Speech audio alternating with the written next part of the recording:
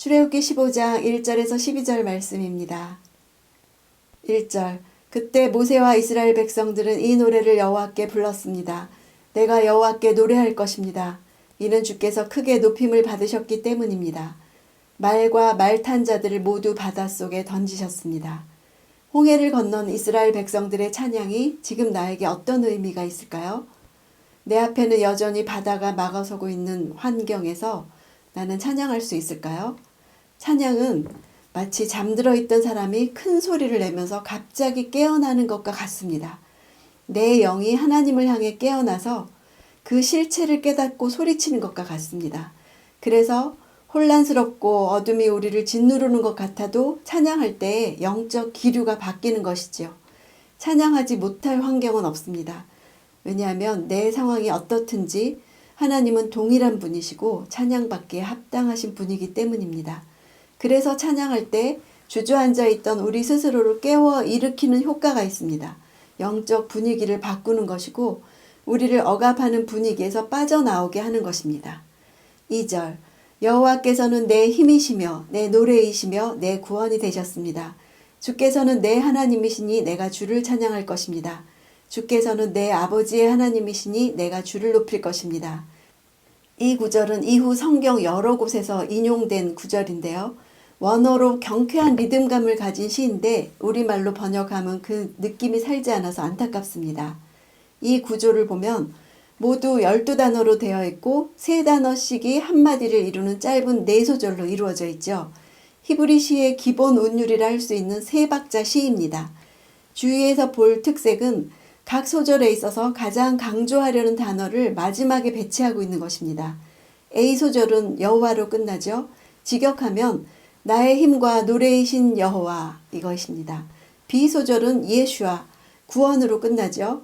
C소절은 찬송하라, D소절은 높이리로다 이렇게 끝납니다. 나의 하나님이시며 내 조상의 하나님 이 뜻은 언약을 지키는 하나님이심을 나타냅니다. 홍해 사건은 어느 날 갑자기 일어난 하나의 우연한 사건이 아니라 그들의 조상들과 맺으셨던 언약에 대한 하나님의 신실한 이행에 의한 것입니다. 그러므로 이 시는 과거의 모세의 찬송일 뿐 아니라 매일 우리 입으로 되풀이되어야 하는 찬송이 되죠. 그러므로 이 시에서 강조하는 4단어 여호와, 구원, 찬송하라, 높이리로다 이것을 매 순간 올려드리기 원합니다. 3절 여호와께서는 용사이시니 여호와가 주의 이름입니다. 이것은 여호와가 누구냐고 했던 바로의 비아냥거림에 대한 명쾌한 회답이지요. 여호와는 능동적인 이름입니다. 모세는 자기가 스스로 계신 여호와를 경험하고 여호와라는 이름에 합당하신 분이라는 사실을 찬양하는 것입니다. 내가 경험한 하나님은 어떤 하나님이십니까? 여호와의 이름을 개인적으로 경험하기 원합니다. 4절 주께서는 바로의 전차와 그의 군대를 바닷속에 던지시니 바로의 가장 뛰어난 지휘관들이 홍해 속에 잠겼습니다. 던지셨다는 것은 강한 힘으로 어떤 목표를 향해 힘있게 던졌다는 뜻입니다.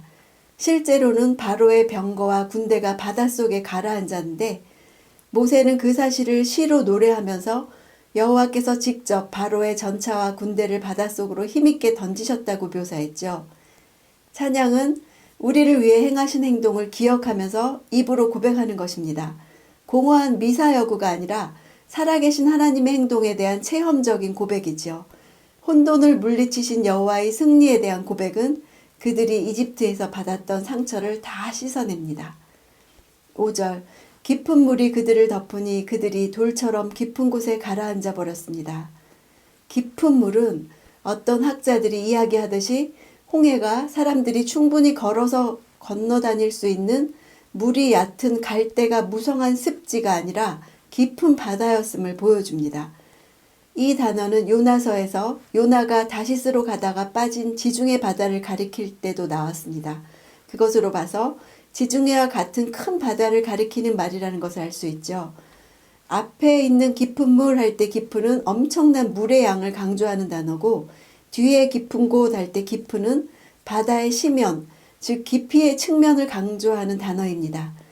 이스라엘 백성들에게 크나큰 공포를 일으켰던 위풍당당하던 이집트의 정예부대도 하나님의 권능 앞에서 아무런 힘도 쓰지 못하고 돌처럼 무기력하게 깊은 바닷속으로 가라앉았습니다. 실제 그들은 무거운 구리와 철로 제조된 갑옷을 입고 있었기 때문에 돌보다 빨리 바다 밑바닥에 깊이 가라앉고 말았을 것입니다. 인간들의 눈으로 보기에 아무리 강한 존재라도 하나님의 권능 앞에서는 물에 가라앉는 힘없는 존재일 뿐인 것을 믿읍시다. 하나님이 함께 하시는 한 무엇을 두려워하고 염려하겠습니까? 7절 주의 큰 위엄으로 주를 대적한 자들을 깨뜨리시고 주의 진노를 발하시니 그 진노가 그들을 지푸라기처럼 태워버렸습니다. 대적하다는 것은 쿰이란 단어입니다. 많이 들어보셨죠? 엎드린 상태에서 일어나는 것을 뜻합니다. 10가지 재앙을 당할 때 겸손하게 낮추지 않고 하나님을 대항했던 이집트의 교만을 보여주죠. 깨뜨리다 하는 단어는 일반적으로 거대한 건물을 쓰러뜨릴 때 사용되는 동사입니다. 하나님께서는 큰 건물을 쓰러뜨리듯이 이집트 사람들을 여지없이 쓰러뜨리셨죠. 하나님의 진노는 절대적인 공의에 근거한 것입니다. 진노라는 단어는 불태우다라는 뜻에서 파생된 단어로 불처럼 일단 시작된 분노가 계속해서 강렬하게 타오르는 사실을 강조합니다. 마치 화산이 폭발해서 용암을 맹렬히 분출하듯이 누구도 막을 수 없는 하나님의 강력한 심판의 불을 이집트 군대를 향해 쏟아부으셨다는 뜻입니다. 8절 주의 콧김에 물이 쌓이더니 파도치던 물이 벽처럼 꼿꼿이 섰습니다. 깊은 물이 바다 한가운데 얼어붙었습니다. 콧김은 하나님의 능력에 의해서 불어온 큰 동풍을 시적으로 묘사한 표현이죠. 홍해를 가른 큰 광풍도 기껏 하나님의 콧바람에 불과하다는 뜻입니다. 물이 얼어붙었다는 것은 바닷물이 그 흐름을 잃어버리고 마치 단단한 덩어리처럼 응고되어서 벽을 쌓은 것을 시적으로 표현한 것이죠. 이렇게 하나님은 자연의 세력을 완벽하게 통제하셨습니다. 9절 원수가 말하기를 내가 그들을 따라잡아 전리품을 나눌 것이다. 내 욕망이 그들로 인해 채움을 받을 것이다. 내가 내 칼을 빼서 내 손으로 그들을 칠 것이다. 라고 했습니다.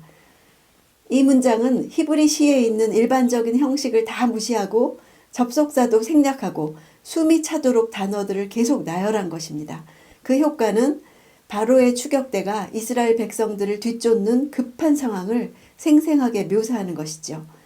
내가, 내 욕망이, 내가, 내 칼을 빼서 내 손으로 이런 표현은 그들의 교만을 나타냅니다. 직역하면 내 욕망이 그들로 인해서 채워질 것이다. 이 말은 자신들의 탐욕을 채우기 위해서 이스라엘 백성을 삼키려고 달려드는 모습을 나타내죠. 하나님의 영광을 찬양하는 노래에 이렇게 대적의 말을 넣은 것은 인간이 악한 마음을 품고 도모하는 길은 결코 제대로 이루어질 수 없다는 것을 보여줍니다. 이집트 사람들의 교만한 심정을 꿰뚫고 계셨던 하나님께서 모세의 찬송을 통해서 그들의 계획을 적나라하게 노출시키신 것이지요. 11절 여호와여 신들 중에 주와 같은 분이 어디 있습니까? 누가 주처럼 거룩하시며 영광스러우시며 찬양을 받을 만한 위엄이 있으시며 놀라운 일을 행하실 수 있겠습니까? 이 고백이야말로 출애굽의 기적을 성취하신 하나님께서 목적하신 바였습니다. 출애굽 과정에서 힘없이 깨뜨려진 이집트의 많은 신들의 덧없음과 비교해서 여호와의 위대하심을 알기를 원하셨죠. 찬양을 받을 만한 위엄을 가지셨으면서도 인간의 비천한 역사와 동행하시는 하나님이십니다. 홍해를 앞에 두고 누가 이런 찬양을 올리리라고 상상했겠습니까? 그러나 하나님은 당신의 백성을 어떤 상황 가운데서도 결코 버리지 않으십니다. 전능하실 뿐 아니라 사랑이 많으신 분이시기 때문이죠. 오늘 내 입에서도 여호와여 신들 중에 주와 같은 분이 어디 있습니까? 누가 주처럼 거룩하시며 영광스러우시며 찬양을 받을 만한 위엄이 있으시며 놀라운 일을 행하실 수 있겠습니까? 그런 고백이 나오는 시간이 되기를 원합니다.